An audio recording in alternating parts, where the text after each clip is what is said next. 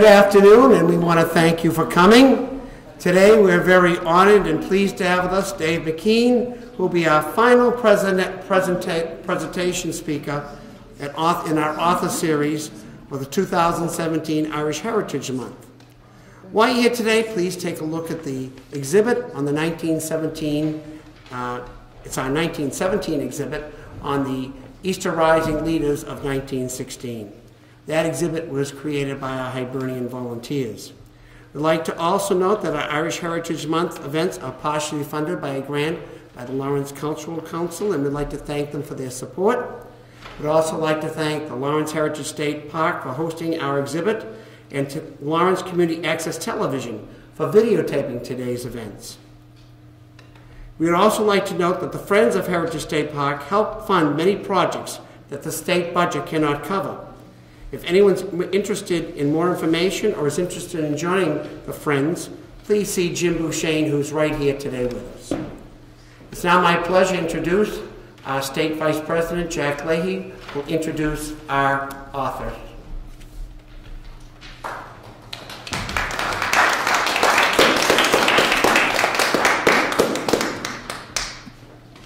As mentioned, today's author is David McKean.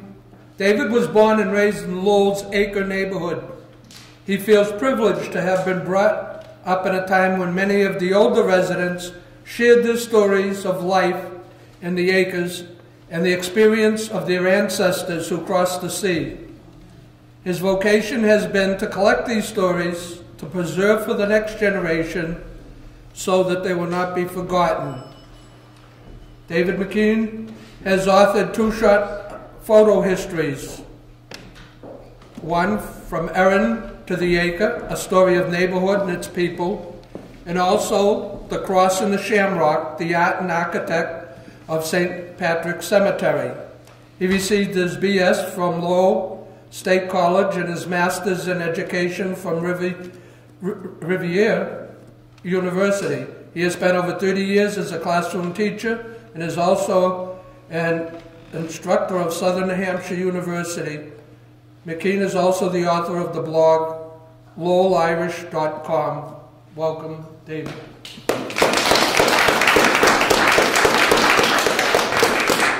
Truth be told, it's not 30 years as a classroom teacher, it's 40 years as a classroom teacher. I know I don't look that old. No. Thank you for coming out today. Beautiful day, great weekend. I know everyone's celebrating. Not sure why you're all wearing green, because we know what day today is. St. Joseph Day, exactly, yeah. So you should be wearing your blue. But as Irish, we always extend St. Patrick's Day, don't we? Yeah, a month-long event. So yes, I'm Dave McKean, St. Patrick's Parish Irish Cultural Committee. And I have to admit, the book that I published last year called Lowell Irish, I really can't take full authorship for. I stole all of those stories. I was really privileged. Again, as it said in the bio, I was brought up in a time when a lot of the old folks were still around, and they'd be telling stories, and I'd sit there and I'd be listening to them. And over the years, now that I've got the gray hair, I decided it was time to write some of those down, and that's where the book came from. So I really am indebted to them. About 15, 20 years ago, we had a priest at St. Pat's, Father Doc Conway. Great man, great man. He's still serving the community today. He's 80-something in Boston. And he said, we were having a parish fair, and he said, I'm putting you in the trailer counting money with 3 old guys. And they were 3 ancient men. I went in, I said, oh shoot, how'd I get stuck doing this? And the guys were sitting there and they were counting out all the money from the fair. But as they were, I knew Father Conway had a method to his madness. As they were sitting there, the old men were telling stories about the Zabelian brothers who taught them, and which brother was more strict than the other, and how one mother would make pies and deliver them to another and another. And that got me going. Listening to those guys sort of opened my eyes that those stories had to be remembered. And that's why I do what I do. A little bit crazy, I admit, but that's what I do, I just hope that, it will be recorded for the next group that comes along. But the neighborhood that I come from, neighborhood that I know some of you come from, is the Acre in Lowell. And I know Lawrence has its own equivalent to the Acre. So I thought I'd tell you a little bit about that today. This photo is really an awesome photo. I wish I could have shown you the whole thing. A guy named George Russell went all around the area, and he would take these very wide panorama shots. I'm sure you've seen them before. So in this shot here, there are probably 400 to 500 guys all in the front of the lawn of St. Patrick Church, and you see the priest in the middle. Notice where the women are? They're all in the back in the doorway. That's right. Now again, this was the Holy Name Society, all-male society, so it makes sense. But you can really do a lot. If any of you have antique photos at home, lots of people just look at them, but if you do some picture reading, you can see a lot the way people are standing, what they're wearing. When this photo was taken in the 1920s, cameras were just coming out, moving cameras. And there was a priest in the parish at the time, and he had a camera. And as the men were coming out of church, they were all walking by the camera with the priest, and every man with his straw hat that you see them there doffed his cap, and you could read their lips, "Morning, Father, morning, Father." And all 500 of them passed by the camera. It's a great scene, and we actually have those preserved. They were on acetate, which could, I'm told, explode into flames if it's not kept in a cool area. We had it put on DVD, so that's a great resource that we have.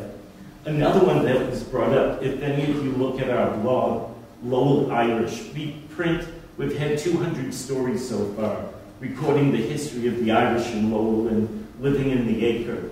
In the blog entry that's up now, Edison came to Lowell in 1904, 1905, and he actually recorded film in Lowell of the St. Patrick's Day Parade. It belongs to the National Archives in D.C., but we have a link to it on our site. You want to take a look at it. It is phenomenal.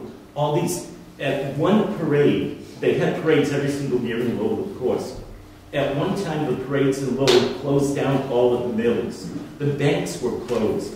Every storefront in Lowell, whether it was Irish-owned or not, was festooned, good word, festooned with Irish bunting. And you just see hundreds of guys on horseback with these giant floral bouquets coming down Merrimack Street in Lowell. And the Hibernians with their sashes on and their swords and baton twirlers. And there were 10,000 people in 1889, I think it was. There were 10,000 people watching the parade in Lowell at that time. There were 1,500 marchers in the parade. We still carry on that tradition in Lowell. We still parade. We don't have 1,500 marchers. As a matter of fact, this year it was so cold, but we still paraded, and we still marched to City Hall to raise the flag. So let me tell you a little bit about the story of the Acre. This is the very first account that we have of the Acre in Lowell. It's published in 1831. The Irish got here before that, but this is the first account.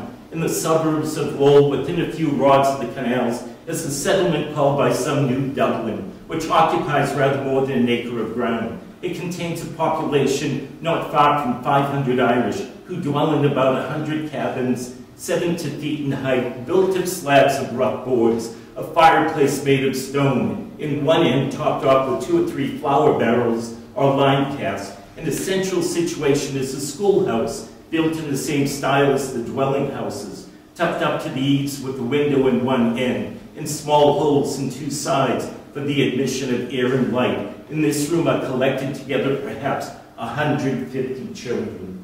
Wow.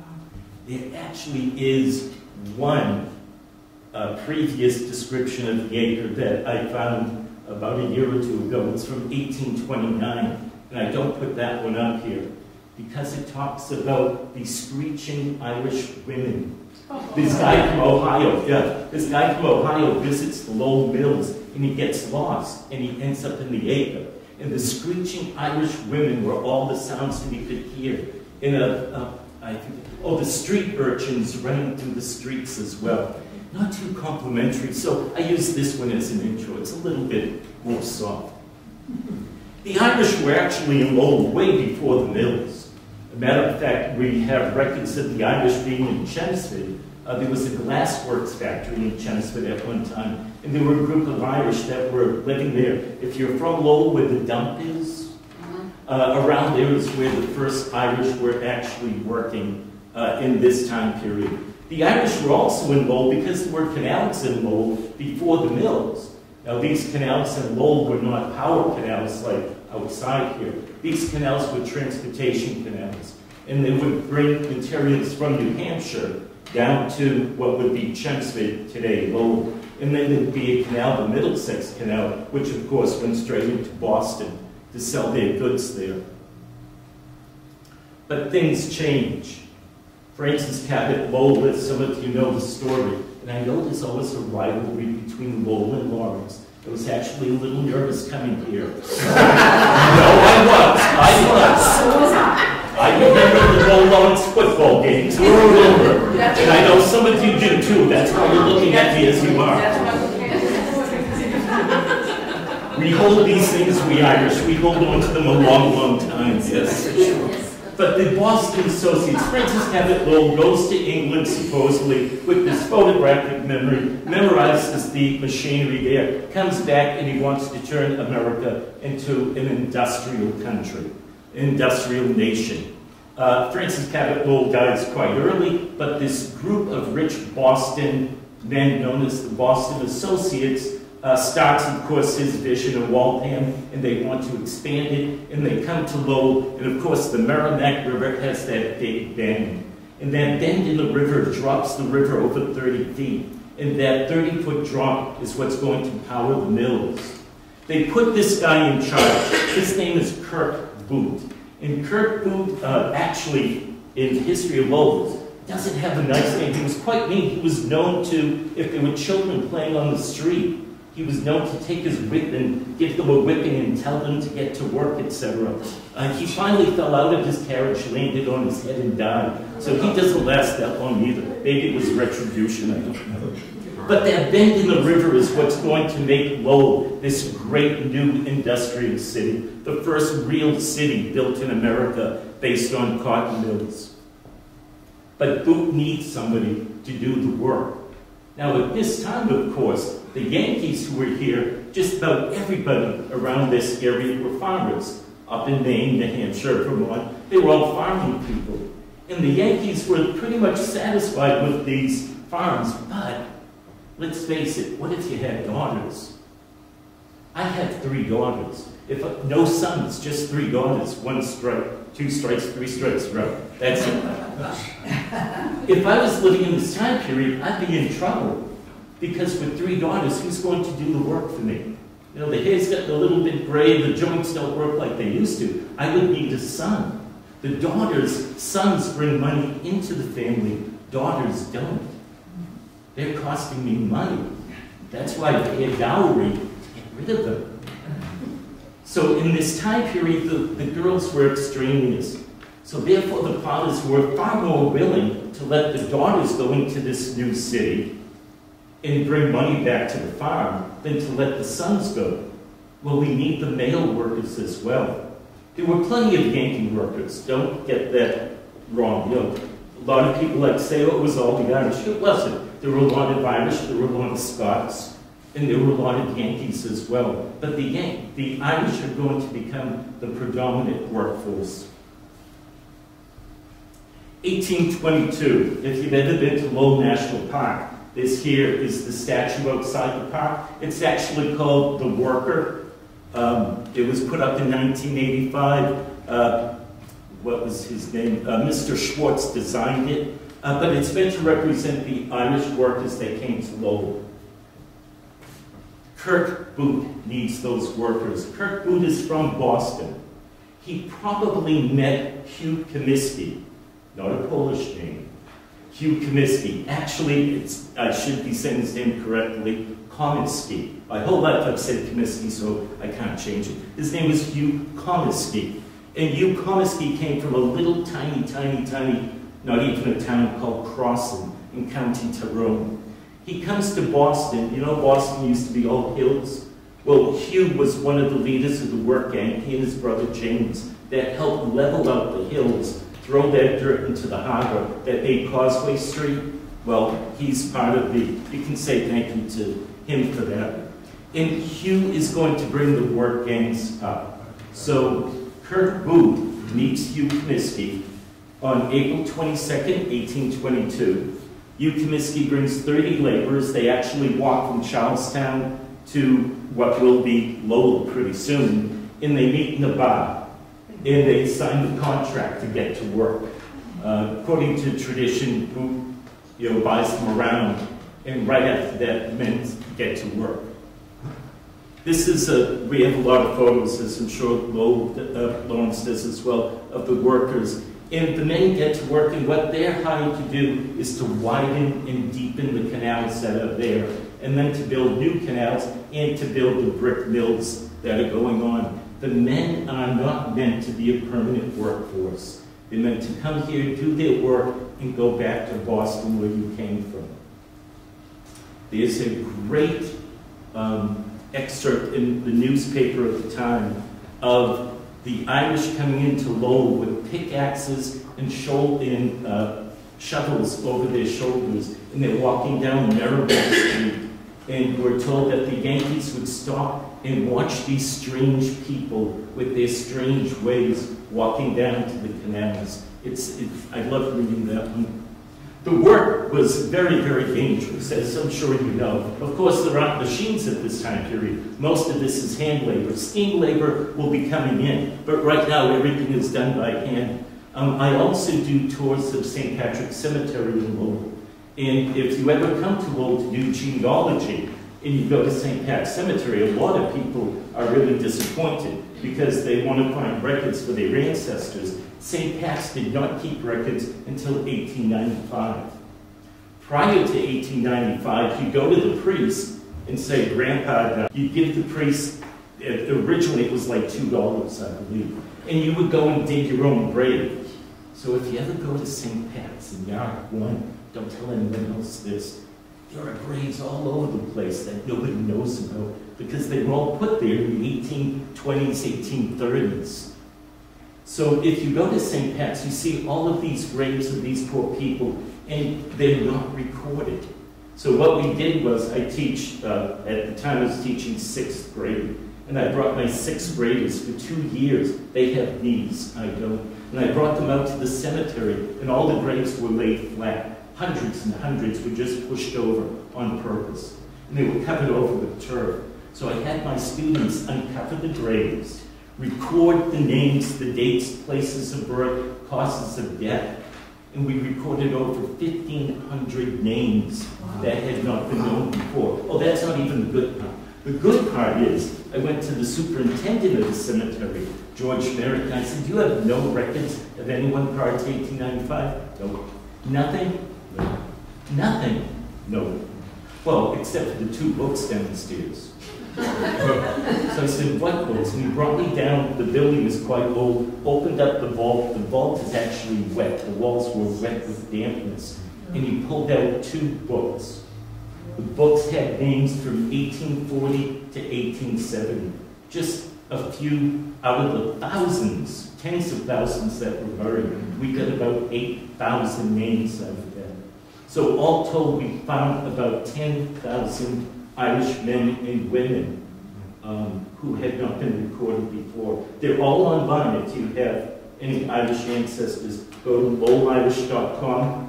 It'll say genealogy, and you can look up inscriptions from the 1830s. You can look up the dates of death, etc., for about 10,000 names that had not been recorded before. But, back on top.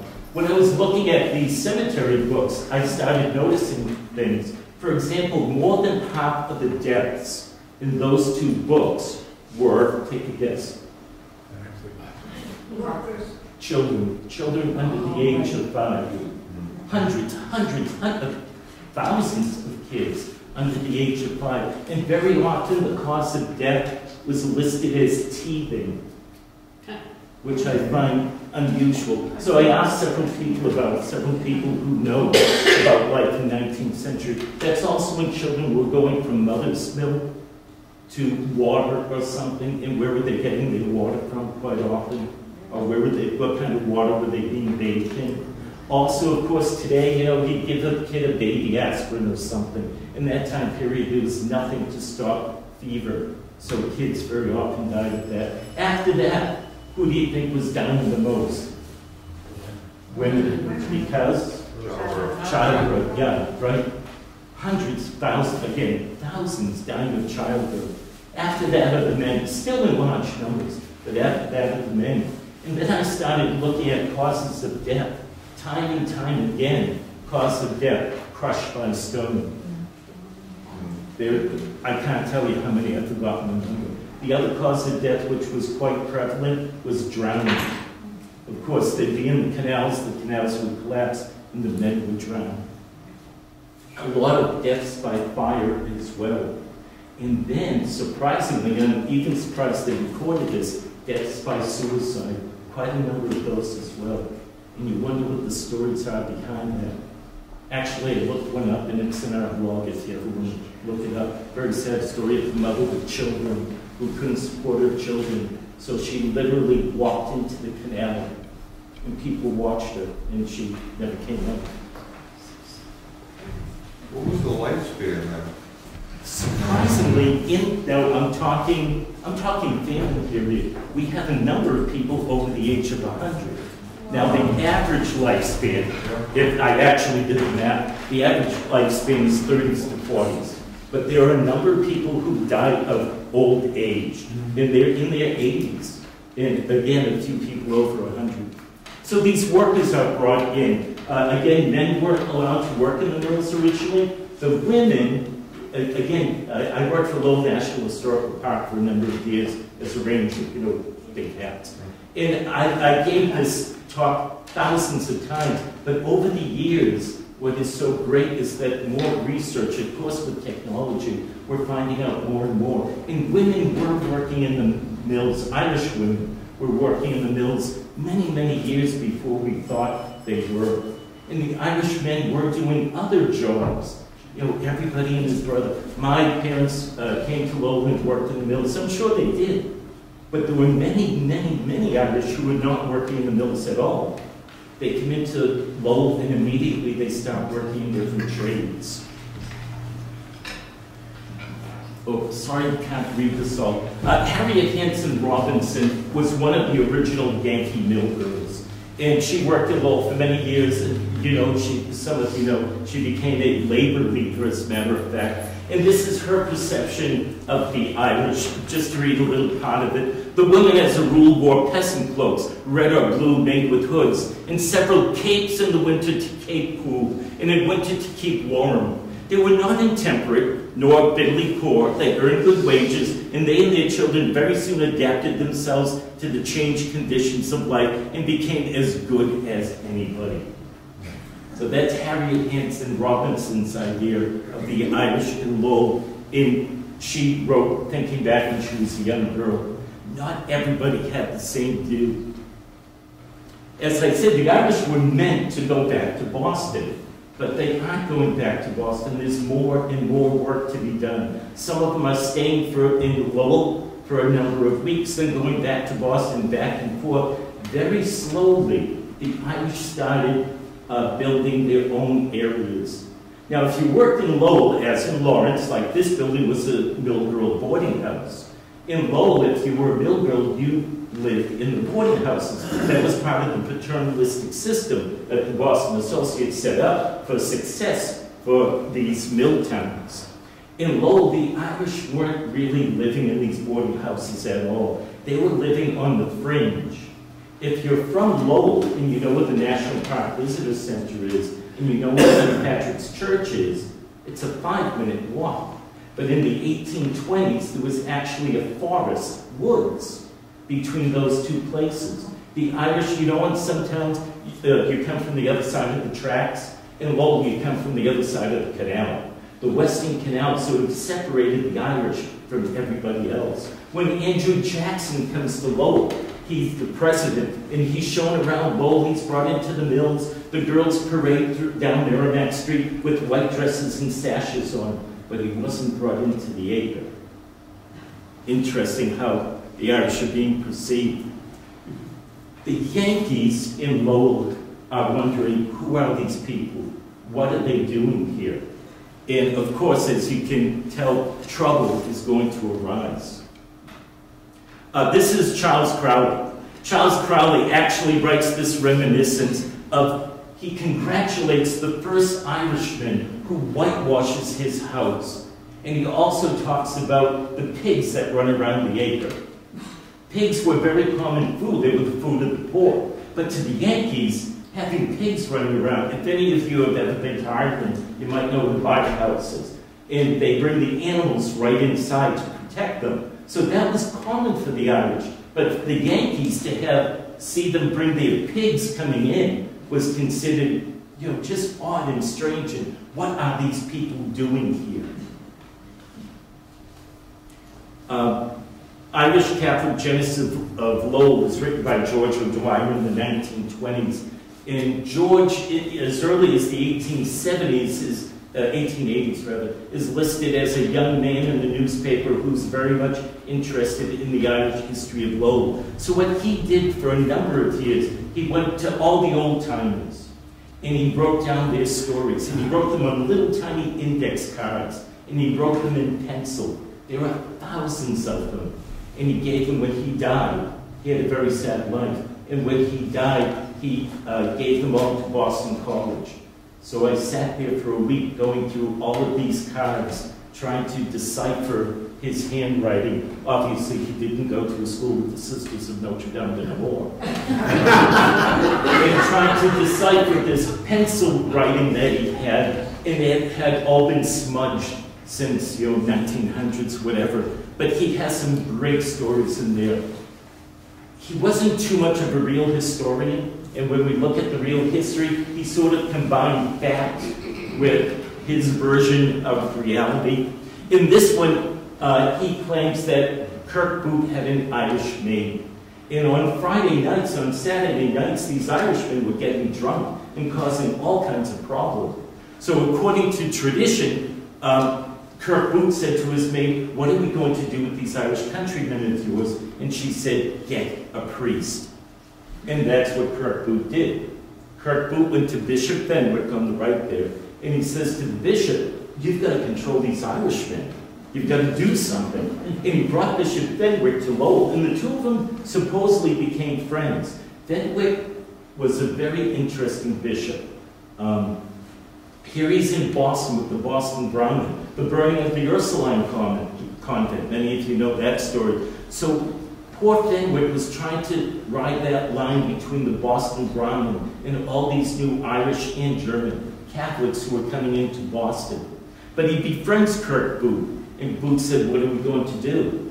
In Lowell, the people from Connaught were over here, and the people from Dublin were over here, and they'd get together and they'd smash together every weekend.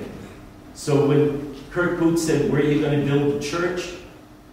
Bishop Fenwick said, "Give me an acre of land," the acre. "Give me an acre of land and put the church in between the two groups." And that's why St. Patrick's is where it is today. This is the original St. Patrick's. It was a small wooden church, and by the time that it was built, it was already too small. It had to be expanded within a couple of years. So many Irish were coming in. Again, this is way before the famine Irish are arriving. Before they even built the church, there were problems. A riot broke out in May of 1831. The church is dedicated in July. In May, a riot breaks out. Over a number of evenings, the Yankees are coming in saying that they're going to burn down this papist edifice. They want the church out of here. They want the Irish out of there. They're threatening to kill them. They've got their sticks. They've got their stones. The Irish, of course, fight back. But there's a second part to the story. I told you the church was made out of wood. At the same time, there's another article in the paper. Lowell is being built. Buildings are going up every single day. The buildings are made of wood. But mysteriously at night, the wood supply is disappearing. As the church is going up, the wood supply is going down. I am not making accusations, ladies and gentlemen. I am not. But isn't it a weird experience? Maybe the guardian angels were taking Hey, I don't know. I don't know. But another more interesting fact happens. The day after the riot, all of a sudden, again, 1831, there were articles in the paper saying, leave the Irish alone. They have a right to be here. Don't say they can't work here. You came here looking for work. They came too. We are a democracy. Let them have a try. Very, very interesting. It almost could be something that would be read in newspapers today. Immediately, within the first years on Lowell Street, today Market Street, the Irish are opening up their own businesses. You could be born and die in the acre and have everything you need right there. There were hat makers, there were stables, there were, of course, tons and tons of West Indian dry goods stores, which would be like the Cumberland Farms today, sort of. There were carpet makers, stone cutters. Anything you needed was right there in the acre. The Irish also knew that their children would be in the same rut unless they had education. Interestingly, they're not Catholic schools just yet. The Irish are sending their kids to the Yankee schools. Immediately, the city fathers in Lowell open up separate but equal, question mark, Irish schools. They say it's for the benefit of the Irish, and maybe it was. One thing the Irish didn't like is, of course, every day the students in every school were reading out of the Bible and saying the Lord's Prayer, but they were reading out the King James Version of the Bible, and they were saying the Lord's Prayer in the Protestant version. So maybe it was a 50-50 deal, not too sure, but the Irish did have their own schools. And those lasted for quite a long time, as a matter of fact. But still, that wasn't good enough. In 1848 comes a dynasty of priest named O'Brien. Father John O'Brien comes. He brings his brother, Father Timothy O'Brien. He brings his cousin, Father Michael O'Brien. And he brings his cousin, Father William O'Brien. And that dynasty lasts from 1848 right until the 1920s. Father Timothy O'Brien said the kids have to have a Catholic education. He went to the Sisters of St. Joseph and said, come open a school in Lowell. They said, Lowell? No way. He went to the Franciscans, open up a school. They said, okay, where? In Lowell? Lowell? No way. We're not going to Lowell. Nobody wanted to go to Lowell. The last, it was not the nicest area. And the acre is already got a very bad reputation. Sanitation is terrible, death rate very high, fire rate was very high as well. So nobody wanted to come to Lowell. The last order of nuns on his list were the Sisters of Notre Dame de Namur. And 5 sisters come to Lowell in 1852. They are French-speaking nuns. We had their journal. They actually kept a daily journal. Usually it's how many communions they received, how many rosaries they said, but every now and then they put in little vignettes of what's going on in the convent. And the first day they show up at the cloche with the bell, and they ring the bell. 5 nuns, 350 girls show up. 350 girls. I'm a teacher. My contract says I cannot have more than 30 kids. Do the math. 350 divided by 5. Interesting. But these nuns are different because not only are they teaching the girls reading, writing, arithmetic, most other schools were teaching the girls embroidery, sewing, and the sisters did that too. But these nuns are teaching Greek, they're teaching Latin, they're teaching chemistry, they're teaching physics. You don't see that in a lot of schools, any schools, but these sisters knew that these girls had to have that push up. The Sisters of Notre Dame still operate Patrick School today. Still. They're there for 5, not the same 5. But, or are they? The sisters still operate the school today. The school today is mostly Southeast Asian kids. Many of them are not Catholic, many of them are Buddhist. But the sisters, again, following the leader of St. Julie Barandia, said, it's to educate the poor. When the O'Briens came, that's when this is the famine period. They take that little wooden church and they build it into that giant granite church. They had on the girls' school. They had on a Notre Dame Academy. Now, these women were smart. Someone should do a study of the nuns at this time. They knew that nobody could afford these schools. So they took in the rich girls from Boston as a boarding school. And these rich girls paid a high tuition so that they could build a girls' school, a boys' school, and a working home for girls. These were for girls who came out from Ireland and didn't want to live in the boarding houses. They could live in a house run by the Franciscan sisters. I'm sorry, this one you can't read too well, I should change the color. This is a deed from the period between Hillard and Brown, two Yankees who live in the acre. And one is deeding his house to the other. And he says, I'm selling you this house for this much money on one condition. You don't allow any Irishmen to live there. Here's another one from the Lowell Journal, where the city is saying too many Irish are coming in. We can't let any more Irish in here. We should stop them from coming in. What's the date? 1832. I always get a kick out of this when I read these. You could build the wall. Basically, that's what they were saying. They had a poor farm, and they wanted to put all the Irish in the poor farm, get them out of here. Interesting. See that picture up there? I don't know if any of you know Thomas Nast. Some of you might know Thomas Nast. You know our picture of Santa Claus? Big red, suit in the pipe and all. Thomas Nast drew that. Our American version of Santa Claus was drawn by Thomas Nast. Thomas Nast also drew these cartoons. He always pictured the Irish as apes. The man who gave us Santa Claus also gave us the 19th century look at how Irish were being perceived. In the Lowell paper, for over 20 years, I have collected dozens. No, I've collected dozens of dozens. Almost every day there was an Irish joke in the paper. There's just dozens of them. Today, of course, we would never do that. But in this time period, it was accepted and just considered, this is funny. There's another one here. Bad luck to the man who invented working by the dirty light of the lamp, when the blessed light of heaven is enough for any man. Much of bad luck to the dirty soul of him who first invented working. How are people viewing the Irish? Here's another. The Vox Populi, voice of the people, was a very much anti-Irish, anti-immigrant, I should say.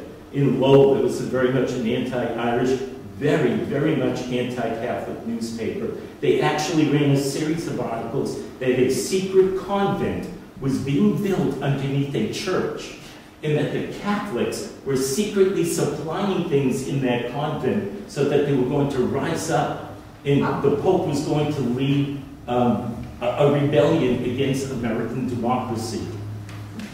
And people were listening to this fake news. I think many of you know the Know-Nothings. They were a political group. They were, if I'm correct, the American Nativist Party. Correct me if I'm wrong, someone. And they were across the country. They were rampant in this area, of course, because of the number of Irish coming in. They were called the Know-Nothings because when they were anti-Catholic, anti-Irish, anti-almost everything, one thing they were anti-against, they were anti-slavery. Isn't that odd? They very much said that slavery was wrong and bad, and yet they would persecute other things that were going on in the country. But when someone would come up to them and say, what is this American Nativist Party? They would say, I know nothing. They weren't talking about the indigenous people who were before the European settlers, right? Correct. Yeah. In Lowell, they formed, Lowell, Massachusetts, I shouldn't say Lowell, but they formed what was known as the Smelling Committee. The Smelling Committee was there to sniff out trouble that was going on. And what they would do is they would go to convents, and they would go, and everyone knew what was going on in the convents. There were torture chambers. If you went to St. Patrick's School, you remember the spanking machine? There was no spanking machine, but in our heads, there's a spanking machine. Well, in this time period, the leaders of the government believed that there were things going on in these convents, and they would go from convent to convent demanding to be let in. Now, the Sisters of Notre Dame were semi-cloistered, meaning that they didn't go out and walk around town much. They stayed within the convent, within the school grounds. So the Smelling Committee comes and they bang on the door of the convent, demanding to be let in. Time and time again, they're turned away, but then state officials show up. They convince something is going on. This was written by a sister of Notre Dame in her final years, as a matter of fact. She dies very soon after this, and she recalls exactly what happens. And her account is really interesting. Again, you can read it online in our blog, Lowell Irish. And she talks about the men coming to the convent, demanding to be let in. They're smoking their cigars, blowing smoke in the faces. The students are in the classrooms. There is a sister who's infirm in the sick room, and they go into that sister, again, 1850s women, and they're going into her room. They pull out the drawers and take out her clothing, run their hands through it. Totally, totally disrespectful. Interesting thing that happens in Lowell. One of the state's officials, his name is Mr. Hiss. And after this happens, they go to Roxbury and do the same thing. They go to Worcester and do the same thing. And one of the state officials, after this, they look, and on his hotel register, he registered a certain lady in his room and charged her to the state. Ooh. So immediately the know-nothings began falling apart after that. But they were quite visible and active for many, many years. I told you the sister wrote all this down. It goes on for pages. This is what the Lowell Sun wrote. Unnecessary alarm. People in the acre are all bothered about something that's going on. There's nothing going on. What are those Irish all worried about anyway? Whose version is true, I wonder? The sister or the Lowell Courier at the time? I love this one. I wish you could see more of it. It talks about how the Irish came as hod carriers and scourers. In fact, the Irishmen were glad to do anything. They were refused employment in the mill, but things are so much better now. Besides, they were so filthy in their habits, no decent American could endure them. A tolerable-looking Irish girl or woman was scarcely to be seen amongst the whole Irish population. The Civil War comes, and just like Lawrence, when the Civil War comes, we're cotton mills, we close down. That means no employment. If you're Irish, what do? You join up, yeah. And we wondered how many Irish came. We just made up numbers for a while, how many Irish left the mills and entered the Civil War, until we did an inventory in St. Pat's Cemetery. We uncovered 1,200 names of Irish dead in St. Pat's Cemetery. 1,200. Think of that compared to the population at the time. And how many men are buried up in Toga, Spain at the Veterans Cemetery? How many men left Lowell after the Civil War? The number of dead, we have some wonderful stories of the Irish fighting during the Civil War in our blog if you're interested in that period of time. The first battle, as some of you know, happened in Baltimore, and the first two guys, Lawrence claims it too, okay, I'm Lawrence. The first two guys to die in the Civil War were from Lowell. I know, go ahead, Lawrence. There we go, I knew somebody had to say it. But we claim it. The guy who carried the flag and led the troops out of the riot that took place was a guy from Lowell, John Cowley, I think his name. Crowder. He's buried in St. Pat's Cemetery. He carried the flag, leading them out of the city. What the Yankees did to the Irish after the Civil War, the Irish do to the French. The wars that happen between the French and the Irish take place. And then what happens to the French happens to the Greek community, and they all settle in the Acre. Today, the Acre is still home for the newest people. Most of the Acre today, at St. Patrick's Church, we have languages, we have masses in 5 languages: English, Spanish, Khmer, Vietnamese, and Burmese. Thank you, thank you. Wow, good thing I brought them. It's a wonderful, wonderful, diverse community. And people go, oh yeah, but it's not Irish anymore. Well, you know, St. Patrick was a missionary. And that work is still going on today. St. Patrick wasn't even Irish. We know that, but we don't tell other people. In the 1930s, the Acre, that home for many people for over a century, was demolished mostly, a good part of it, I should say, to put up the North Common Village. Some people say it was the wrong thing to do. Other people thought that it was the right thing to do. Many people who called Acre home for a century were, tossed out and put aside. Today, as I said, at St. Pat's, we have all kinds of stuff going on all the time. Midnight Mass at Christmas, it's always a fight.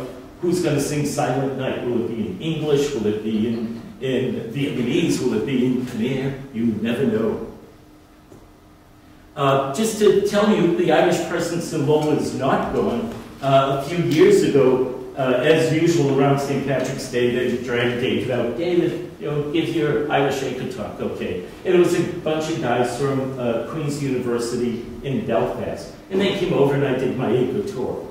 And I said, so what do you want? And Dr. Colin Donnelly, the guy with the hat on up there, Dr. Donnelly says, we want to do an archaeological dig. He's an archaeologist at Queen's. So I said, oh, really? Where do you want to go? Over here, downtown, by the river? He said, I want to dig up the churchyard. I said, why? There's nothing there. He said, that's my point. I want to dig up the churchyard. There's nothing there. There's nothing been there since the 1830s. So I said, you're not going to find anything? He said, oh, yes, I will. And he brought over a team of grad students with a team from UMass Lowell, and they started doing the archaeological dig in the front yard. He was praying to find an artifact. It cost big money. And they were measuring everything in millimeters. Those down Europeans, not inches, we have to measure in millimeters. I still can't figure it out. But he's measuring everything. You couldn't stand in the pit. Everyone had to, stand away from the pits that they dug. They dug 2 pits. And in 5 days, they found 1,352 artifacts. Colin Donnelly said, dig here, and he found a garbage pit from the 1800s. So I said, oh, that's too bad. He said, no, that's exactly what I wanted to find. I wanted a garbage pit.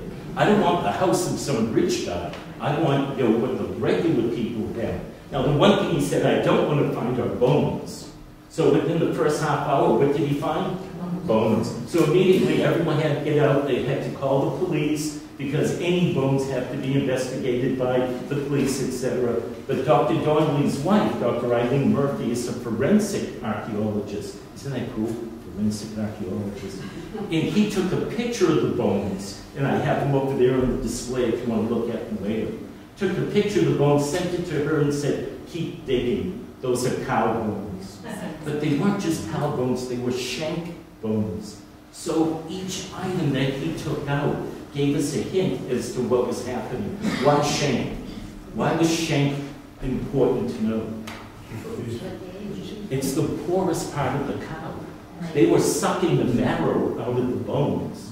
They also found pig bones. Remember the little dancing pig? They found plenty of pig bones, and they found sheep bones as well. Another thing we found bags and bags of these were giant oyster shells. Now, you go out to eat and you get oysters, you're going to pay a few dollars. Not in the 1800s. I didn't know this. Oysters were food for the poor in the 1800s. The other thing they found were a number of clay pipes, as you see here, but you find those everywhere. I thought it was like the biggest thing to find. He said no. He said you find those anywhere you go. around here. But we have a number of pipe stem cells over there as well. So we found all kinds of artifacts. But put it all together, we found tons of pottery, but not nice white china. It was all redware, which is the cheapest pottery it is. So it gives us a good picture of what these people were going through in this time period. I was so lucky because they called me up and they said, we're going to Ireland to dig up Hugh Comiskey's house. And they said, come with us as a consultant. What the heck do you want to know? So thank you, Commonwealth of Massachusetts. I got a free trip to Ireland, and I was there. This is Hugh Comiskey's house in Crossing, County Tyrone. It is unbelievable. First of all, I think no more than 100 people live in the whole village. There's nothing. And there's a road that's about a half mile, no wider than this, just wide enough for the truck could even go through. And we had to walk down. It was amazing with the bushes growing over you, and then you walk and you see the house standing there. Awesome. Honestly, I remember it to this day. I could have cried, thinking, I am standing in the doorway that Hugh Comiskey said goodbye to his mom and pop and made his way to Lowell, never to return home again. It was great. And we dug up his house. And we found some artifacts, not a lot, unfortunately. So Colin said, come back next year. As being somebody who was just there, they'd say, Dave, should we dig here? Yeah, dig here. I didn't know what I was doing. But I got paid for it. It was great. We went back the next year, and we walked down that little path, and I looked, the house was torn down. It was flattened, and a foot of concrete was poured on top of it. Yeah, gone. All gone. All gone. Why? Did they need the stone? Did they need the stone? No. No, stone is underneath the concrete, as a matter of fact. And there were piles of stone Because beside. that wooden structure? Nope. Okay. Why? Because some of you might know the Irish laws. If something is named as culturally valuable, the landowner has to maintain it. So before we could put in paperwork, he flattened it and poured the concrete on top.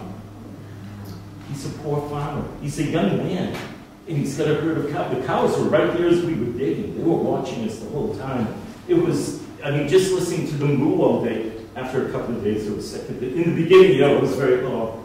But he said, you know, I can't maintain it. So he flattened it and poured concrete on top of it. Yeah. But we still celebrate today. She was here last week, wasn't she, speaking about her book. You know, you see the Hibernians up there. You guys were in there somewhere in the picture. We parade every year. As you folks do here in Lawrence, we have speakers, and we just try to keep our culture alive for the next generation. Any quick questions?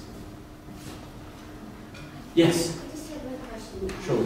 The suicides that were buried when you found out that I just remember a long time that we didn't used to allow suicide people to be buried in the church cemetery. Oh, good one, good. You're good. Did you come on tour?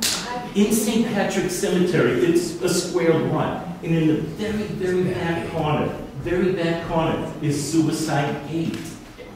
And there's a row of trees that blocks it off. It's only a little section. And according to what was written, when they consecrated the cemetery, all of that land was consecrated except where the row of trees were. The consecration stopped there. Now, how did God stop the consecration at that line? I don't know. But that's where the suicide. But think about it. Even in the 1800s, they knew nothing about psychology. They still thought they should be with their family. So they brought them in the back gate. Good question. Now, this, isn't there a boot mill in Lowell? Sure is, yeah. Is that named after that boot? Yep, named after, it's B-O-O-T-T, not B-O-O-T. Everyone thinks they made boot stick. No, it's named after, it's an old English family. All of my relatives work there. Yeah. What was so cool, my relatives worked there when they came over too, and then as a park ranger, I was running the looms there. So 100, whatever years later, I was running the machines in the same mill, getting paid a lot more too. Yes? Any history on where these Irish, did they come straight into Boston? Most of them landed straight into Boston and came to Lowell or any other mill city. But from the cemetery, what we've done is on the gravestone, if you want to come on our gravestone tour, we have shamrock stones. You don't, we do, because I've investigated. 1830s, our Irish and gold. Now I know you're going to say, my grandfather has one in his stone. No, I'm talking slate stones, the good Yankee slate stones.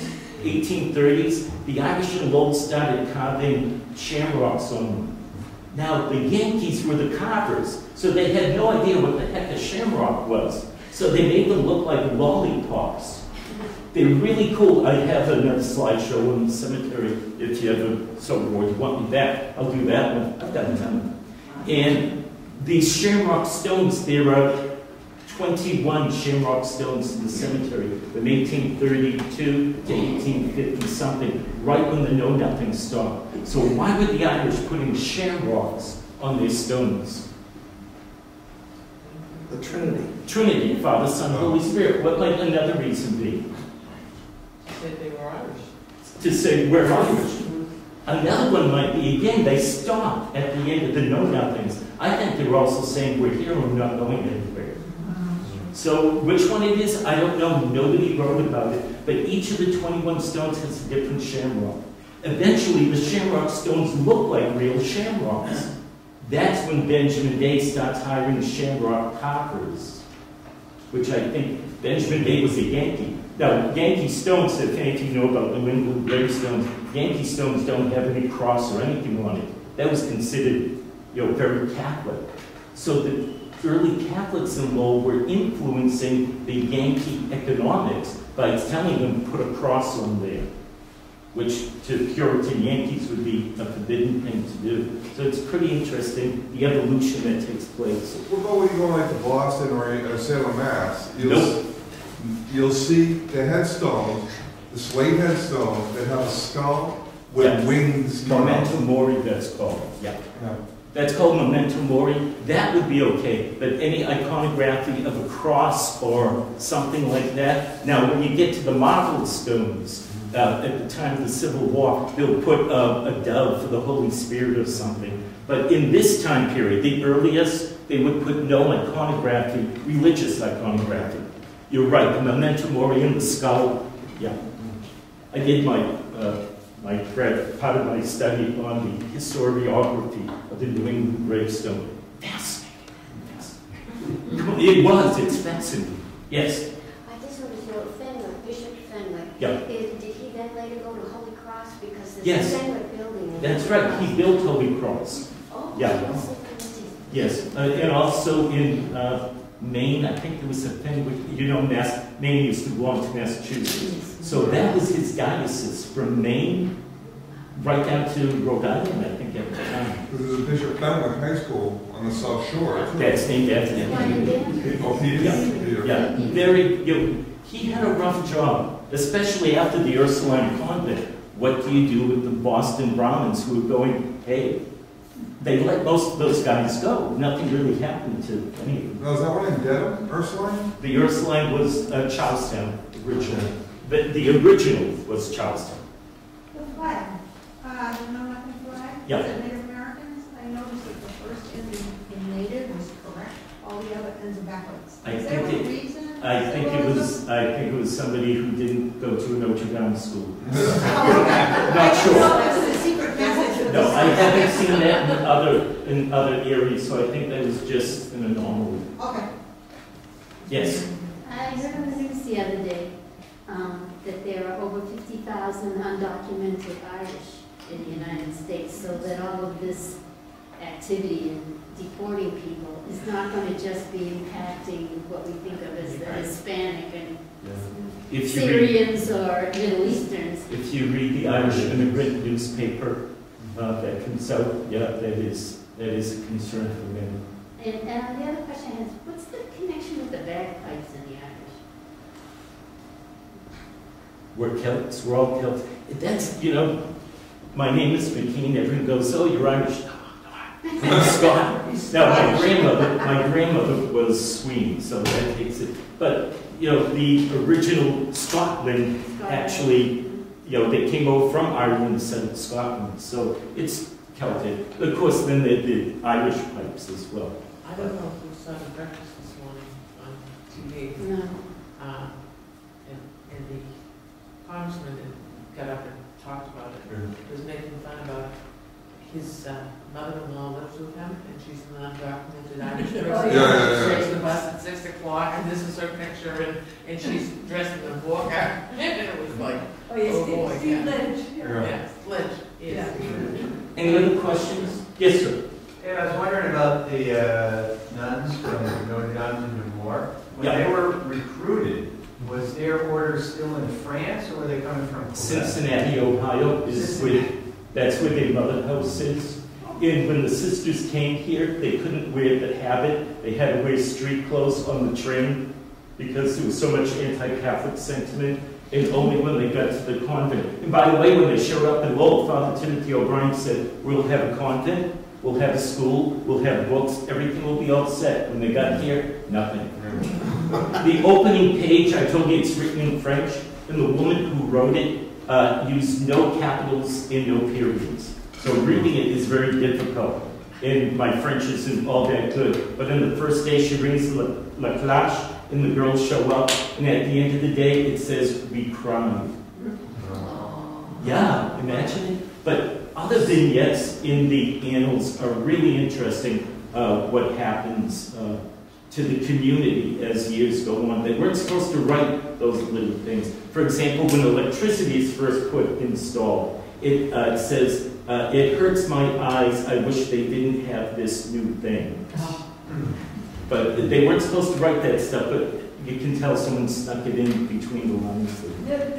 They spoke English, but did they, or were they speaking French? They spoke, all 5 of them spoke French, but they also spoke English. I don't know to what degree. Yeah. But for the first 7 years, their annals, their daybook, is written in French, very primitive French. They'll just use the word le for he, and I never know who he is. Is it the priest? Is it somebody else? But they tell of the attack. They tell of the number of attacks. Okay, thank you very much.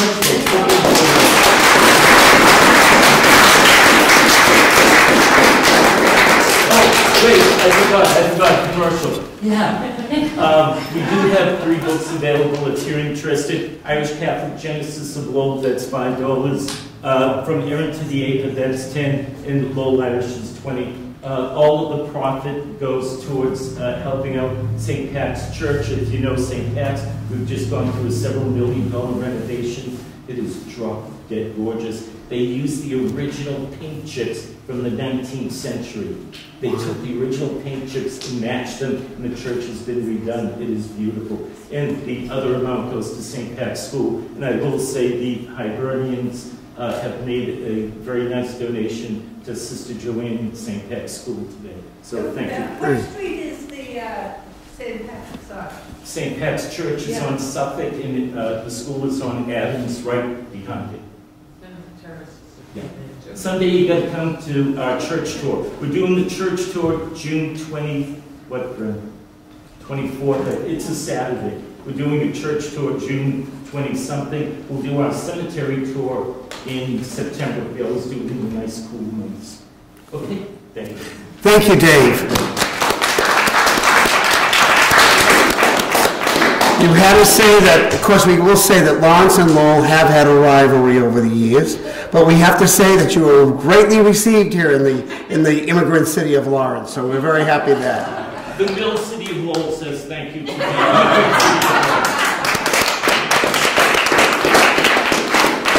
You mentioned about the parades, and of course, the Ancient of Hibernians, the Massachusetts State Board, has had conventions in Lowell.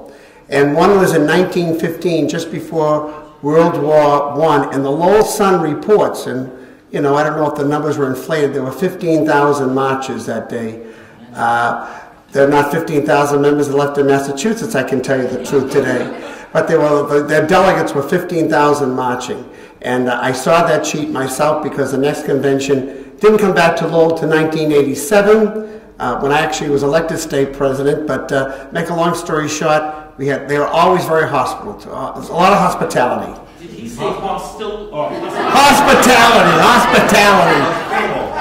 They're very hospitable. See, it depends what size of the river you come from. That's right. You know, it may be March 19th, and some people may think St. Patrick's Day events are over. Well, that may be in some places, but not in the city of Lawrence. Enjoy events, whether it be in Lawrence, Lowell, or wherever, and always be proud of your heritage. And I know there are some people out of town here today, so I just want to say, you know, there's a little rivalry, but I can say one thing about Lawrence, Massachusetts. The City Council in 1919 was the first legislative body in the world to recognize the Irish Republic. Now, you may do some research and find us that we are the second, but I have to say that because we're very proud of that actually because of the Lawrence City Council at that time, and I think probably most, if not all, were probably immigrants from Ireland or of Irish ancestry, recognized the Irish Republic, and we're very proud of that fact, and we all should be. So be proud of your heritage, whether it be Irish, French, Italian, Spanish, whatever, because remember, that's where you came from, your ancestors did. Have a great day. Thank you again for coming.